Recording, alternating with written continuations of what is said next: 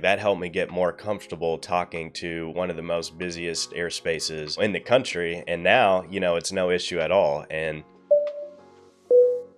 hey, I'm AJ Giles, an instructor here at Thrust Flight, and I'm here today giving you some radio mistakes to avoid. We start out in the sim, and we're acting like as ATC at first. And so we're kind of simulating that even before we step in the plane. And then once we get in the plane, we're kind of like filling out like the situation, because you can kind of tell if a student's ready or not. You tell them exactly what to say. Then you might have to step in when you need to. But yeah, typically we kind of let them go right at the jump. So some of the most common mistakes I see students make on the radios is them maybe forgetting their call sign, maybe just a little confusion, and maybe they're holding down on the mic when they're trying to think what they're going to say, and that's just taking up time and space for other pilots to get on the radio. So planning what you're going to say, that helps out a lot, because if you go into it without really thinking what you're going to be saying, then that's when maybe the confusion builds up and you might start forgetting what you need to be saying. Yeah, so when I first started, I was inexperienced. I trained at an uncontrolled airport in Arkadelphia, Arkansas. So there was no talking to, ATC at all. So when I first moved to Addison, I remember when I had to, contact ground, I was terrified. And I remember my first time contacting Addison ground, I called them thrust ground. And so it just took me a little bit of time to get used to that. But that's when, I went back to starting to chair fly.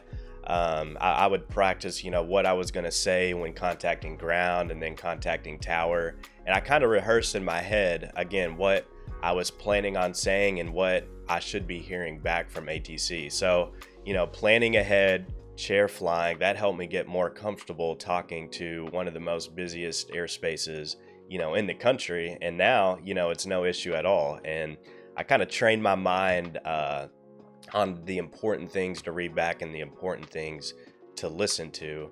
But it took some time. At first, again, it was a little shaky. I was a little scared, but again, with time, comes that experience. And another tip that you guys might already know, when first contacting ATC, you want to start off with who you are. So let's say, we're thrust 555. So when we're contacting Addison ground, so we're going to say Addison ground, thrust 555.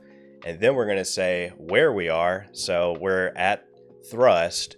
And then we're going to conclude by what we want to do. So Addison ground, thrust 555 is at thrust, and we are ready to taxi. So that's kind of the setup in first contacting ATC, is you're going to announce who you are, where you are, and then what you want to do. Memorizing this in your head and rehearsing this will, again, help you out with that confidence that you need when talking to ATC. Yeah, and another good tip to just build that overall confidence that you need is just memorizing, the phraseology and just kind of training your mind again on, the proper things to say. And you want to be, short when talking to ATC. You want to tell them, the important details without having to drag it out. So for example, if you're getting ready to taxi, you can, call up ground and say thrust 555 is, ready to taxi.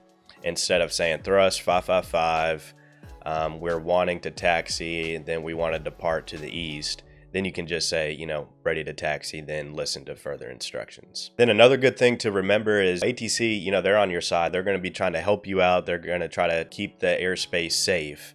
And so I remember when I first started, I thought of ATC being these super scary guys, but really they're just there to help you out. So there's no need to feel intimidated by them, because again, they're there to help you out, to get you safely to your destination. And a good thing about training at Thrust, there's so many of us, so talking to Lone Star Approach, they're already familiar with our school and they know that we're training new pilots. And so again, there's going to be some mistakes. You're going to say the wrong thing, but that's okay, because again, you have ATC there to kind of help you out.